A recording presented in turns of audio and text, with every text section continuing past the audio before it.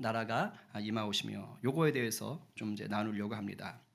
먼저 우리 하늘에 계신 우리 아버지 그 이름이 거룩히 여김을 받으시는 것에 대해서 말씀드려보지요. 우리가 아무 생각 없이 암송하지만 잘 보세요. 왜 예수님이 기도를 가르쳐 주실 때 하나님이 거룩히 높임을 받으시며 이렇게 해도 되잖아요. 하나님이 거룩히 여김을 받으셔야 될 분이잖아요. 그런데 왜 하나님의 이름, 즉 이름이 거룩히, 그렇죠? 그냥 하나님이라고 바로 얘기해도 될 것을 이름이 거룩히 여김을 받으시오며라고 기도해라 이렇게 말씀하셨냐 이거죠. 하나님은 별로 중요하지 않고 이름이 더 중요한 건가요? 뭐 당연히 그렇진 않겠죠.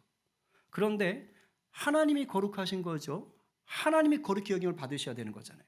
그런데 이름이 거룩히 여김을 받으시오며 이렇게 기도하라고 얘기합니다. 왜 그러느냐? 이름이 곧 존재입니다. 그러니까 하나님의 이름이 곧 하나님인 거예요. 여러분들이 일반적으로 누군가를 떠올릴 때 그때 같이 떠오르는 언어가 있습니다. 그 언어가 적어도요, 그 누군가 떠올린 사람의 이름을 알고 있다. 그러면 제일 먼저 뭐가 떠오를까요? 이름이 같이 떠올라요. 이거 이름 안 떠오르기 쉽지 않습니다. 저 생각해 보세요. 목사만 떠오르려나? 저는 용준이 오늘 이제 일 마쳤다는데 용준이를 떠올릴 때 용준이라는 단어 빼고 뭐가 떠오르기 쉽지 않아요. 물론 잘생겼다 뭐 이런 것도 있겠지만 죄송합니다 주님. 그렇겠지만 그래도 잘생겼다 하면서도 머릿속에는 용준이 이게 있는 거예요. 혹자는 용준이를 자꾸 용수라고 우기기도 하시지만 저는 구별하거든요. 무슨 말이냐면 이름이 곧 그 사람을 이게 딱 떠오르게 하는 것입니다. 제가 우리 성도들 위해서 기도합니다. 그때 뭐 불러가면서 기도할까요? 별명 부르지 않아요. 몰라요 별명. 그냥 이름을 불러가며 기도하는 거예요. 일일이 이름 불러가며. 그런데 그 이름을 부르는 동시에 뭐가 떠오르는 거예요? 그분에 대한 얼굴부터 시작해서 제가 알고 있는 저에게 알려준 모든 정보가 같이 순식간에 팍 떠오르는 것이죠. 그리고 요즘 뭐 문제가 되는 상황들, 기도 제목들이 같이 떠오르는 거예요. 그러니까 제가 그 누군가에 대한 이름을 부를 때 그 이름을 통해서 그 사람에 대한 것들이 쭉 딸려오는 거예요. 굴비 엮듯이. 그럼 그걸 붙잡고 저는 또 기도를 하게 되는 것이죠. 그러니까 여러분의 이름과 여러분의 존재 자체를 따로 떼어서 생각할 수가 없습니다. 그러니까 이와 같다고 생각하시면 돼요. 하나님의 이름이 거룩히 여김을 받으신다라는 건 곧 하나님께서 거룩히 여김을 받으신다는 것입니다. 자, 그러면 여러분은 하나님의 이름을 아십니까? 우리 준호 형제. 제가 정말 드럼 연주에 큰 은혜를 받습니다. 너무 은혜를 받습니다. 무슨 뜻인지 아시죠? 네. 쉬지 말란 뜻이에요. 딴 데 갈 생각 하지 마시고. 자, 하나님의 이름이 뭡니까? 지금 굉장히 힘들어요. 왜냐하면 하나님의 이름은 하나님 아니었어? 이제 이렇게 생각하기가 쉽거든요. 우리 맨날 하나님 하니까. 근데 하나님의 이름이 있지요. 고유명사가 있습니다. 하나님이 모세에게 친히 알려주셨습니다. 중요한 겁니다. 함께 같이 한번 읽어보겠습니다. 준호는 더 큰 소리 읽으셔야 됩니다. 출애굽기 3장 14절부터 15절. 자, 시작. 하나님이 모세에게 이르시되 나는 스스로 있는 자이니라. 또 이르시되 너는 이스라엘 자손에게 이같이 이르기를 스스로 있는 자가 나를 너에게 보내셨다 하라. 하나님이 또 모세에게 이르시되 너는 이스라엘 자손에게 이같이 이르기를 너희 조상의 하나님 여호와 곧 아브라함의 하나님 이삭의 하나님 야곱의 하나님께서 나를 너희에게 보내셨다 하라. 이는 나의 영원한 이름이요 대대로 기억할 나의 칭언이라. 아멘. 자, 이름이 뭡니까, 준호 형제? 여호와. 야, 역시 똑똑해요. 어머니가 누구시니? 역시 똑똑해요. 네, 여호와지요. 여기 밝히잖아요, 그죠? 나의 영원한 이름이요 대대로 기억할 칭언이라. 그럼 여호와의 뜻이 뭡니까? 여호와의 뜻. 그 제가 밑줄 그어놨었어요. 뭐였죠? 스스로 있는 자다라는 거예요. 원래 여호와는 이제 그때 당시 히브리어로는 자음으로만 읽는 거예요. 그걸 이제 모음을 붙여서 뭐 야훼, 뭐 여호와 이런 식으로 읽는 건데, 자, 하나님께서 풀이해 주시기를 나는 스스로 있는 자다라고 하는 것을 읽었더니 여호와가 되는 것이죠. 그래서 그것을 이름으로 받은 겁니다. 그런데 이 나는 스스로 있다라는 이 말 자체에 바로 하나님의 거룩하심이 드러나는 거예요. 여러분, 성경이 말하는 거룩의 기본적인 의미가 있습니다. 이 히브리어로서의 이 거룩, 이것의 기본적 의미, 그게 뭐예요? 구별된다는 뜻이에요. 구별된다. 그런데 뭐 사람에게도 거룩 얘기하잖아요. 그런데 하나님에게 이 거룩이라는 게 적용이 될 때는 구별은 구별인데 그냥 우리와 비교가 되는 구별 이런 게 아닙니다. 예를 들면 하나님은 우리보다 능력이 많으신 분, 지금 비교한 거지요. 비교해서 구별했잖아요. 우리가 말은 이렇게 할 수 있으나 사실은 틀린 말입니다. 하나님이 우리와 보다 능력이 많은데 우리가 비교할 수 있는 분인가요? 안 되죠. 그러니까 하나님을 거룩하다고 할 때는 우리 같은 존재하고 비교할 수 있는 구별됨이 아닌 거예요. 하나님의 거룩하심은 완전한 질적 차이입니다. 사실은 비교 자체가 안 되는 거죠. 용준이가 잘생겼냐, 저 밖에 있는 진리가 잘생겼냐 묻는 것은 이것은 사실은 뭐 구태여 대담을 할 수 있겠죠. 둘 다 잘생겼습니다. 뭐 이렇게 할 수 있다든가 하지만 사실은 비교가 불가한 것이죠. 그냥 용수가 잘생겼냐, 용준이가 잘생겼냐 이렇게 물어보면 이게 되는 거죠. 그렇죠? 진리가 잘생겼냐, 아니면 고양이가 잘생겼냐. 우리 교회 3마리 있거든요. 이렇게 보면 비교가 좀 될 수 있습니다. 그러나 이 사람과 짐승을 똑같은 뭐 미모를 이런 거는 안 되잖아요. 하나님의 구별됨은 감히 뭐 그거보다 더 큰 것이죠.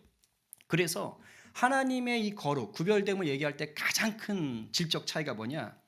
피조물 대 창조물로서의 구별됨이 있는 거예요. 이게 가장 큰 겁니다. 피조물 대 창조주로서. 우리는 스스로 존재할 수 있습니까? 없습니까? 네.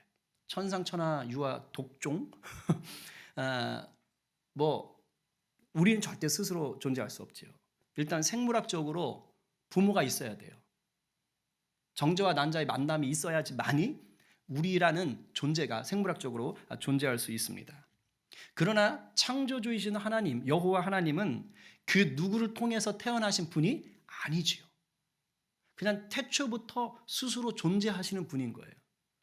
이 차이가 그냥 말할 수 없는 완전한 질적 차이를 만들어내요. 태초부터 스스로 계셨으니 누구를 의지할 필요도 없는 분입니다. 그냥 스스로 계신 분인 거예요. 여러분들이 이거 자체만 하나를 묵상하고 묵상하실수록 굉장한 큰 은혜를 누릴 겁니다. 왜? 그분이 내 아버지, 하늘 아버지이고 우리 아버지인 거예요.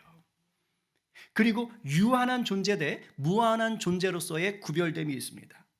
오늘날 의학이 발달해서 뭐 100살 우습게 산다는 시대가 왔다고 하지만 결국 죽지요. 결국 우리는 유한한 존재예요. 피조물은 결국 죽습니다. 뭐 몇천 년을 산다는 나무도 결국은 죽습니다. 그러나 창조주이신 하나님은 죽음이 없으세요. 그냥 영원한 존재이신 거지요. 영원은 시간의 개념이 사실 아닙니다. 시간으로 측정할 수 없는 개념인 거예요. 그리고 유능함 대 전능함의 구별이 있어요. 우리 인간도 능력 있죠. 사실 굉장한 능력이 있죠. 핵폭탄 만드는 거 보십시오. 뭐 카타르 월드컵 하는데 뭐 그 중동 땅 더운 나라의 그 스타디움 전체를 다 에어컨을 틀어버린다면서요. 그걸 추워한다고 그러더라고요, 사람들이. 굉장한 기술입니다. 굉장한 능력입니다. 그러나 그냥 탁월함이고 유능함 정도입니다. 하지만 하나님은 뭐예요? 전능하신 분입니다. 인간의 유능함과는 비교 자체가 될 수가 없습니다. 절대적 능력을 갖고 계신 분이 하나님이세요. 또한 우리 피조물들은 자연 현상에 묶여 있는 존재입니다. 그러나 하나님은 자연 현상을 뛰어넘는 초월적 존재예요. 우리는 한계적 존재지만 하나님은 초월적 존재예요. 지진이 일어나고 태풍이 몰려오고 쓰나미가 몰려올 때 인간은요 절대적인 피해를 입습니다. 뭐 굉장히 뭐 이렇게 안전장치를 한다고 해도 쉽지 않습니다. 우리 한번 폭우만 내려도 난리가 나잖아요. 그렇지요? 나름 대비를 한다고 해도 난리가 나는 것입니다. 그러나 하나님은 그런 지진과 태풍, 쓰나미를 주관하시는 분이십니다. 전혀 다른 거예요. 하나님은 자연 현상에 영향을 받는 분이 아니라 자연을 다스리시는 초월적인 존재라는 것을 아셔야 돼요. 이 밖에도 굉장한 구별됨이 있습니다. 우리는 육적 존재요, 하나님은 영적 존재요. 우리는 죄인일 수밖에 없으나 하나님은 죄 자체가 없으신 분이죠. 굉장한 구별됨이죠. 그래서 하나님의 이름, 여호와 하나님의 이름이 거룩히 여김을 받으시옵소서라고 할 때 그 거룩은요, 그냥 우리가 생각하는 그런 어떤 누군가에 대한 존경 정도의 수준이 아닙니다. 그래서 우리 성도들은 참 귀하셔서 그래도 제가 부족함이 많지만 담임 목사라고 그래도 존중해 주시고 존경해 주시죠. 구별됨이 있게 생각해 주시는 거예요. 여러분들이 집에 부모님이나 아니면 뭐 이렇게 어떤 조직의 짱이라든가 한 나라의 권위자라든가 뭐 이런 분을 볼 때, 아니면 섬기는 선생님들이라든가 아니면 회사에서 짱이라든가 이런 분을 볼 때 나름대로 실력이 있고 덕망이 있고 인격적이시라면 그분들을 존경할 수 있습니다. 달리 말하면 나랑 좀 구별된 분이야. 뭔가 거룩함이 있는 것 같아 라고 생각할 수 있습니다. 그러나 하나님에 대해서 거룩히 여긴다는 건 그 정도 수준이 아니라는 것이에요. 아까 제가 말한 질적 차이로서의 구별됨을 생각해 보시면 하나님 앞에 어떤 정도, 저분 너무 괜찮아, 와 나이스해, 스마트해, 정말 본받고 싶어, 이 정도가 아니라는 것이죠. 그래서 하나님 앞에서 하나님을 거룩하게 여긴다 할 때 우리가 쓰는 표현이 뭡니까? 경외함입니다. 경외함. 뭐예요? 두려운 거예요. 내가 어찌? 나 같은 죄인이 어찌? 그래서 베드로가 예수님이 금을 던져라는 곳에 금을 던져서 대만선을 했을 때, 엄청난 고기를 잡았을 때 에헤라디아 대박 났네, 주님 저와 동업하십시다 이랬나요? 아니요. 그 자리에 무릎 꿇었어요. 주여 나를 떠나소서, 나는 죄인입니다. 이게 여호와 하나님을 향한 거룩함이에요. 우리의 머리로는 온전히 이해할 수도 없고 감당할 수도 없는 그 영광과 위대하심을 우리가 높이는 것이 경외요 거룩함입니다. 아까 우리 처음 찬양했던 건데 너무 은혜롭게 잘하시더라고요. 1번 곡. 그 영광이 온 땅에 충만, 그 영광이. 제가 오늘 말씀을 준비하면서 그냥 불현듯 이 후렴 가사가 떠올랐어요. 이 찬양 아마 제가 한 30년 전에 부른 것 같아요. 그 뒤로 거의 불러본 적이 없는 것 같아요. 근데 그 후렴 부분이 계속 제 안을 때리니까, 그렇지, 그 영광이 온 땅에 충만, 온 세상 죄를 구속하셨네. 혼자 준비하는데 얼마나 은혜가 되든지. 제가 오늘도 예배 같이 하면서 여러분과 찬양하는데 너무 은혜가 돼요. 준비하는데도 그 영광됨이 막 이렇게 다 느낄 수는 없지만 부어지는 것입니다. 여러분 안에도 하나님을 향한 이러한 거룩함, 이것들이 부어지고 느껴지게 되기를 간절히 축복합니다. 하나님은 이토록 거룩하신 분입니다. 그리고 우리 예수님께서는 이런 하나님을 거룩히 여기라, 거룩히 여김을 받으시오며 라고 얘기하세요. 근데 그런 생각이 들었어요. 아니 이미 거룩하신 분인데, 그리고 나름 하나님이 거룩하시다는 것도 알고 있는데 그냥 거룩하신 하나님 높임을 받으시고 나라가 임하십시오 라고 해도 될 텐데 왜 이름이 거룩히 여김을 받으시며 라고 기도하게 하셨을까?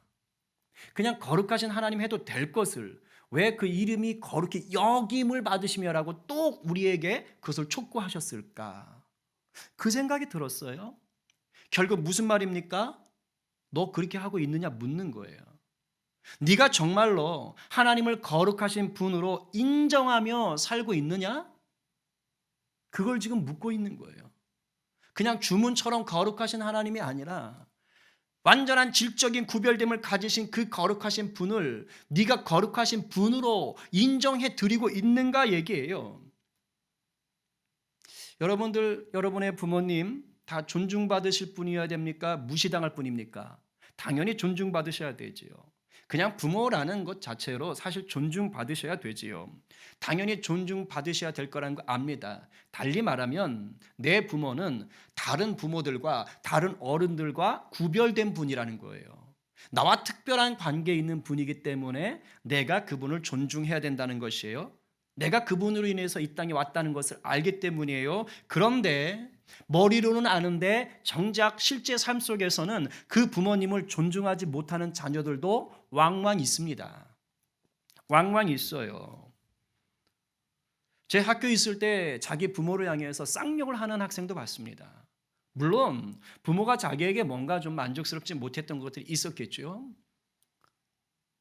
그런데 정말 그 입술에서 나오는 말이 소름이 돋았습니다. 부모는 존중받아야 된다라고 알고 있고 남들에게 그렇게 말도 하지만 실제로 자기 삶 속에서 그렇게 존중됨으로 주님 부모를 거룩하게 여기지 못하는 자들이 꽤 많지요. 머리로 아는 것과 그렇게 사는 것은 전혀 다른 차원입니다. 존중해야 될 것을 알면서도 불구하고 존중하지 않는 것은 몰라서 못하는 것과는 큰 차이예요. 더 큰 악입니다. 하나님 지금 이거 묻고 계신 거예요. 네가 날 거룩하다고 얘기하지. 그런데 정말 날 거룩하게 대하고 있느냐? 알면서도 그렇게 하지 않는다는 것은 큰 죄악이죠. 하나님을 믿는다고 하면서 하나님을 존중하지 않고 높이지 않는 자들이 있습니다. 죄송한데요. 이런 성도들은 하나님이 부어주시고자 하는 그 은혜 가운데 들어갈 수가 없습니다. 사무엘상 2장 30절 하반절 이렇게 말씀하세요. 나를 존중히 여기는 자를 내가 존중히 여기고, 여기서 존중은 인간 존중 정도가 아니라 그랬지요. 절대적 경애입니다. 우리 주님은 나를 존중히 여기는 자를 내가 존중히 여기고 나를 멸시하는 자를 내가 경멸하리라. 경멸하리라. 그렇습니다. 하나님의 이름을 거룩히 여기는 것은요, 단순히 하나님을 거룩한 분이구나 라고 지식으로 아는 게 아니에요. 하나님이 거룩한 분이 되시도록 우리가 살아내야 하는 것입니다. 그래서 저와 여러분의 생각, 말, 행동들을 보면 그 사람이 하나님을 거룩한 분으로 여기고 있는지 아닌지 알 수 있어요. 여러분이 오늘 하루, 지난 3일 동안 여러분의 생각과 말과 행동 속에 정말 하나님을 거룩히 여겼는지 한번 돌아보십시오. 필름을 되감아 보십시오. 누군가와 대화를 나눌 때, 아니면 어떤 미디어 매체를 볼 때 과연 하나님을 경외하는 자로, 거룩히 여기는 자로 사셨습니까? 한번 돌아보십시오. 하나님이 우리 삶 속에서 거룩한 분이 되셔야만 비로소 우리가 하나님의 거룩한 백성 노릇을 할 수 있는 것입니다. 하나님이 하나님의 백성을 향해서 이렇게 명령하셨어요. 레위기 11장 45절. 시작. 나는 너희의 하나님이 되고 너희를 애굽 땅에서 인도하여 낸 여호와라. 내가 거룩하니 너희도 거룩할지어다. 아멘. 하나님만 거룩해서 되는 것 아닙니다. 우리가 그 자녀들이라면 우리 역시 거룩해야 하는 것입니다. 그래야 거룩하신 하나님의 그 위대함과 그 놀라운 것들이 우리에게 부어질 수 있는 거예요. 하나님의 영광과 위대하심을 맛보고 누리는 인생 되고 싶으십니까? 그렇다면 우리의 삶을 거룩하게 해서 하나님으로 거룩히 여김을 받으시게 해야 합니다. 그럴 때 이미 우리를 위해 준비된 하늘의 온갖 좋은 은사들, 그것들 우리가 받아 누릴 수 있어요. 이 복을 풍성히 누리는 저와 여러분 되기를 간절히 축원합니다. 추우면 드세요. 네. 우리 준호 또 젊어가지고 저는 덥습니다 이러고 잘 보세요. 추우시면 사인을 주시기 바랍니다. 그렇죠? 자, 다음으로는 하나님의 나라가 임하게 해달라라는 기도가 있죠. 자, 우리의 삶 속에서요, 하나님이 거룩한 분으로 높임을 받고 계시잖아요. 그럼 그곳에 하나님의 나라가 임한 겁니다. 연결되는 거예요. 왜입니까? 하나님의 나라가 임한다는 것은 기본적 뜻이 뭐냐? 하나님이 다스리신다라는 뜻이에요. 그러면 하나님을 거룩히 여기는 자는 당연히 하나님의 다스림 가운데 있잖아요. 그러니 하나님을 거룩히 여기는 자는 하나님의 다스림 가운데 있는, 즉 그 나라 가운데 속해 있는 것입니다. 하나님의 다스림은요, 무슨 폭군이 우리를 막 압제하는 그런 게 아니에요. 하나님의 다스림, 하나님의 통치, 하나님의 나라 가운데 있다는 건 좋은 뜻이에요. 뭐예요? 내가 보호받고 있다, 내가 공급받고 있다, 이 뜻이에요. 얼마나 좋은 뜻인데요. 왜 일제강점기 시대에 우리가 힘들었지요? 나라가 없었잖아요. 나라를 빼앗겼잖아요. 그래서 일제 무력 앞에, 수탈 앞에 백성들이 보호받지 못한 거예요. 왜? 나라가 없으니까. 나라가 없으니까.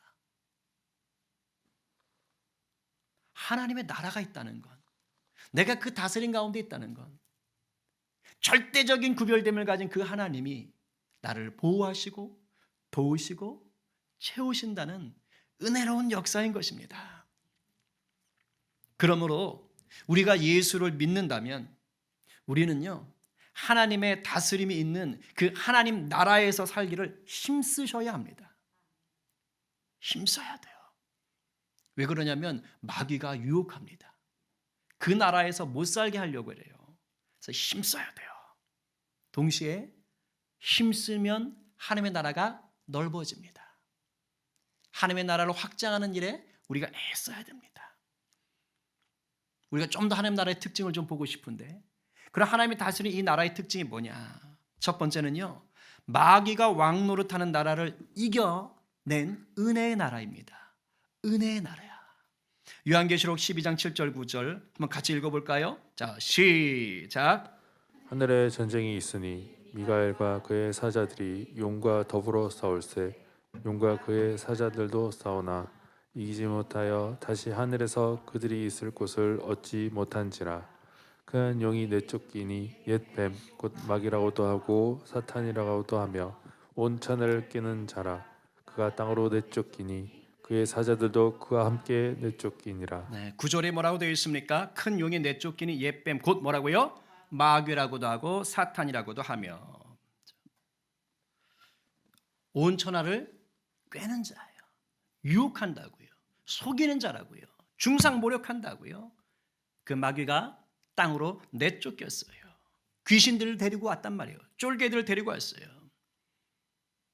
그 마귀가 우리 주님 다시 오는 그날까지 잠시 왕 노릇하는 거예요. 그래서 우리를 죄의 덫에 빠지게 하고 하나님에게서 멀어지게 하려는 겁니다.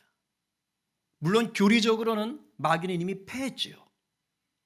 그럼에도 불구하고 발악을 하는 겁니다. 잠시 잠깐 왕이 아닌데 왕 노릇하고 있는 것이에요. 그러나 하나님의 독생자 예수 그리스도를 통해서 은혜로 구원 얻은 자들에게는 새 생명이 임한 것입니다. 로마서 5장 22절 말씀 시작.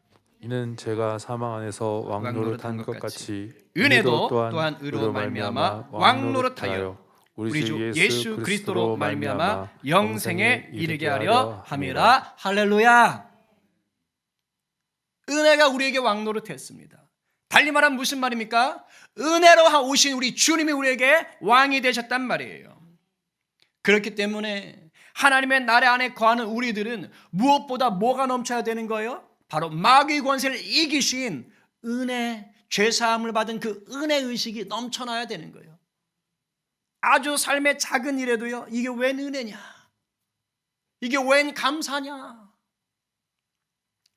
제가 낮에도 저희 어머니하고 잠깐 통화할 일이 있어 통화하는데 뭐 이런저런 얘기를 나누다가 어머니 그러시는 거예요. 철아, 감사해라.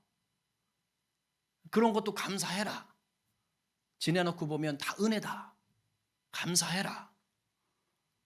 네, 이러고 그냥 감사해라. 무엇보다 예수 그리스도를 통하여 내 죄를 사함받고 주의 백성으로 살 수 있는 것이 은혜인 것을 날마다 고백해 보세요. 그냥 삶에 어려움이 닥치고 짜증날 일이 닥치고 뭐가 문제의식이 있고 할 때마다 아이고 그래도 내가 구원받았는데 뭐가 문제냐? 영생의 복이 주어졌는데 뭐가 문제냐? 나를 죄에서 건지신 이가 나를 내버려 두시겠느냐? 하나님 나라가 나를 버리겠느냐? 이렇게 생각하면서 여러분들이 죄와 우리를 무너뜨리려는 마귀의 유혹과 싸우셔야 돼요. 싸워야 돼요. 로마서 6장 13, 14절 시작. 또한 너희 지체를 불의의 무기로 죄에게 내주지 말고 오직 너희 자신을 죽은 자 가운데서 다시 살아난 자 같이 하나님께 드리며 너희 지체를 의의 무기로 하나님께 드리라. 죄가 너희를 주장하지 못하리니 이는 너희가 법 아래 있지 아니하고 은혜 아래에 있음이라. 아멘. 죄가 우리를 주장합니까 못합니까? 못해요. 우리가 죄를 전혀 짓지 않는다는 그 뜻이 아니라 마귀의 종으로 있을 때는요, 죄가 하자는 대로 질질 끌려가는 거예요. 통제가 안 되는 거예요. 그러나 우리가 은혜 아래에 있으니까 죄가 우리를 유혹할 때 우리가 뭐 할 수 있다는 거예요? 이길 수 있다는 거예요. 나를 내 죄가 마음대로 못한다는 겁니다. 왜요? 성령이 우리와 함께 하시니까. 은혜가 나를 붙잡고 있으니까. 할렐루야. 날마다 은혜가 왕노릇하는 저와 여러분 되기를 간절히 축복합니다. 아멘입니다. 옆사람에게 축복하세요. 은혜가 왕노릇하게 합시다. 아멘. 항상 생각하세요. 예수의 보혈의 은혜가 나와 함께한다. 떠나가라! 이렇게 하셔야 돼요. 아셨죠? 두 번째, 이 하나님 나라는 뭐냐? 주님의 말씀이 선포되고 실천되는 나라예요. 사도행전 6장 7절에 이런 말씀이 있습니다. 하나님의 말씀이 점점 왕성하여 예루살렘에 있는 제자의 수가 더 심히 많아지고 허다한 제사장의 무리도 이 도에 복종하니라. 여러분, 예수님의 제자가 심히 많아졌대요. 제사장들의 무리가 말씀에 복종했답니다. 도는 말씀이죠. 무슨 말이에요? 예수 그리스도를 믿어서 하나님의 다스림 속으로 들어왔다 이 말이에요. 하나님 나라 속으로 들어왔다고요. 그런데 이렇게 된 현상을 설명하면서 뭐라고 얘기했어요? 하나님의 말씀이 왕성하여라고 됐어요. 수많은 자들이 예수의 제자가 되고 하나님의 복음 앞에 들어오는 것이 말씀이 왕성해져서 됐다고 얘기하는 겁니다. 곧 하나님의 나라는 뭐냐? 말씀이 살아 역사하는 곳입니다. 할렐루야. 아멘이에요. 여러분 심령에 말씀이 살아 역사되면 여러분 안에 하나님 나라가 왕성하게 임한 줄로 믿으시기 바랍니다. 이것은 굉장히 놀라운 신비인 것입니다. 요한복음에서 예수님이 육신으로 입고 이 땅에 오신 것을 아주 독특하게 표현하지요. 뭐라고 말합니까? 말씀이 육신이 되어 우리 가운데 거하심에 우리가 그의 영광을 보니 그 다음 같이요. 시작. 아버지의 독생자의 영광이요 은혜와 진리가 충만하더라. 할렐루야. 대초에 말씀이 계셨어요. 그 말씀이 육신이 되어 오신 분이 바로 누구라고요? 예수 그리스도입니다. 말씀이 육신이 되어 오신 분이 예수 그리스도예요. 하나님 나라 자체가 우리 가운데 우리 눈에 보이도록 이 땅에 내려오신 사건입니다. 그게 성육신이에요. 그냥 아기가 태어났네. 25일에 성탄절 아유 좋다. 이게 아니라고요. 하나님의 나라가 우리 눈으로 볼 수 있고 만질 수 있고 체험할 수 있도록 이 땅에 임한 놀라운 사건인 거예요. 말씀이 육신이 되어 오신 거예요. 하나님 나라가 오신 겁니다.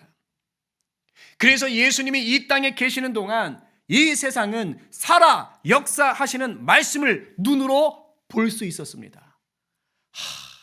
그 시절에 못 산 게 한이네. 여러분, 우리가 예수의 제자지요? 맞습니까? 자, 제자는 뭐가 제자냐면 선생을 닮아가는 게 제자입니다. 그렇죠? 선생을 닮아가는 게 제자입니다.